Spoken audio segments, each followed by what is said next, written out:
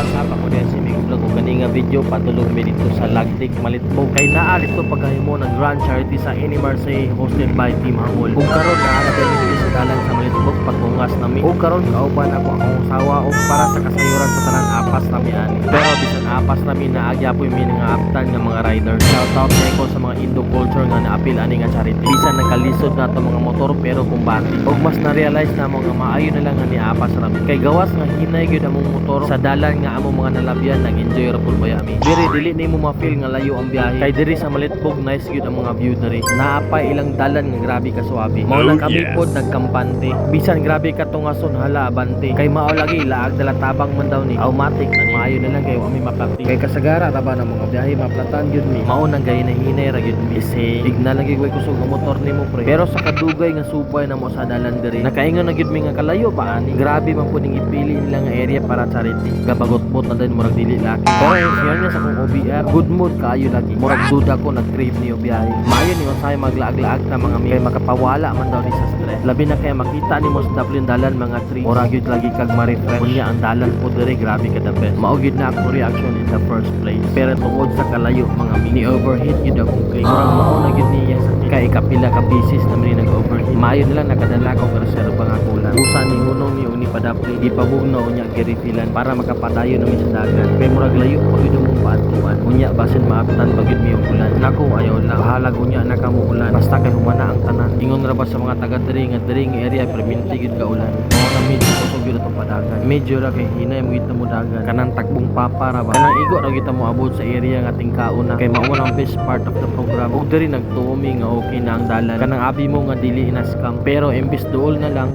walay no choice baklay ang nasa likuran. Nakaingon na pud ko outro. Kinsa may gaingon nga diri ang lugar nga adtuan. Grabe perte ka scam. Wala man ni sa atong namitingan. Kunya taas-taas ra bayud nga dalan. Mga bato pa imo murag kadako sa agtang. Maayo lang kay nalingaw pud lagi ni akong kauban. Wala ra tay kasaba na nadawatan. Ambot lang pud unya paghuman. Ug mao na lang gid among naabtan. Nga nalingaw nagpanayaw among mga kauban. Dungan pud sa mga kabataan. Ubay-ubay pud nga mga club ang naa diri. Nga klase-klase mga uniforme. Apan isa og pumo og katuyuan. Ug mao ra gid among ganian nga sa ubang tawo kami makatabang. Kaya ang unang-una sa uban, kaming mga riders daw kay salot sa lipunan. Siguro pud naay uban. Busa ayaw lang gid tanan. Kay kining amua laag dala tabang. Kay bisan ginagmay kung tapukon daghan na unsa ra may kalipay sa mga taong among natabangan.